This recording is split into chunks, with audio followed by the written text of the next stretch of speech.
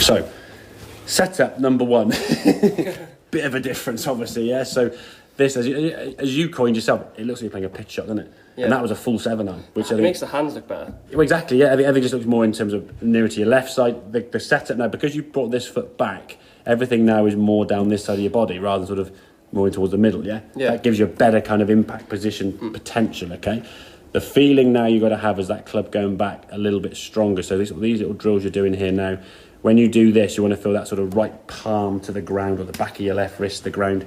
It's almost as if you're going to say, slap the backside and get that kind of sensation. It's this way with the right hand. It's not this sort of open, close sensation. Yeah, it's not that. The corkscrew. Just think again how you would basically slap it, or even just almost go a throwable underarm. Your wrists are basically pivoting this way with a little bit of this.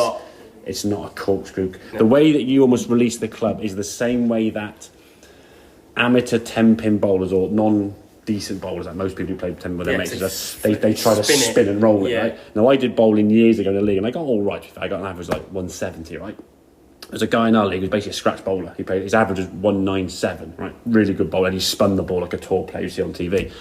And I said, how do you spin it? And he said, the spin is this way as you're coming in from an angle. So you're ripping the ball up this way. You grip it with just the fingertips, not the full fingers, and you rip your fingers that way, the same way American footballer does that. So that gives the spin. So the ball's doing this. It's not being sort of turned over with your hands or trying to roll over like a corkscrew, which is what the same way a lot of golfers try and hit a golf ball. And if they hit the ball to the right, they go, the face is open.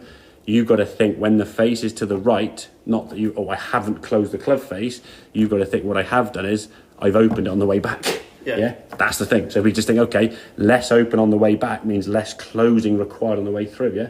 A stronger club gives a lot easier movement on the way back, yeah? There's no room. Look at the difference in the triangle. Yeah, exactly, yeah, because you've gone... That's why I'm coming in. I'm going like this or like that. Exactly. But this will really show the impact for me now when that club face was open. As you come in here now, you can see everything's kind of stopped and it's flicked. Yeah. Whereas this one here now, the bell at the stance is obviously wider, gives that. So club face there now as you come through, there's impact. I mean, that looks like a tippy toe flick. Like this, yeah. That there is all, and that again, that's just after impact. The impact position, if we get back to where you were impact there last week, your hands were back here, well, last lesson, sorry, your hands were there. There's just after impact. So you're striking the ball, pretty much the ball strike is there.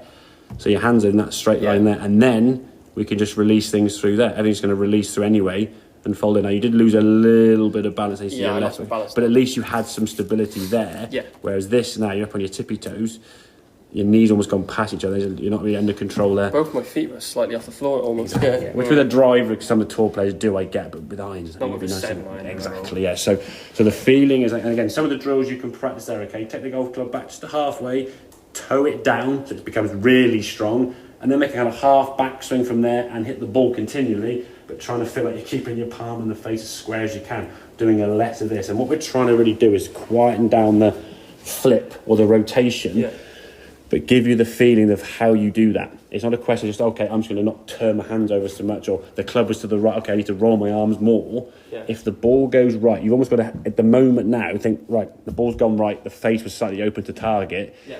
I opened it rather than I didn't close it, yeah? Don't think, I didn't roll my arms. Yeah. Is that I've not been releasing the club. Yeah, exactly. And that's, I mean, I hear it all the time when the ball, I didn't release it. And it's like, well, the club face is square throughout the swing. The release is more of a power. The release is coined because it's actually, you're releasing power to the golf club. Yeah. If it was to do with squaring the club face, it wouldn't be called release, it'd be called face squaring or turn face or whatever. It wouldn't be called release. Release is a release of power, the same way if you're going to slap someone, you release the sort of snap of your wrist by doing that. You won't go and do that. Yeah? So this corkscrew is never going to be a consistent way, mate. Okay, buddy? Yeah. Cool.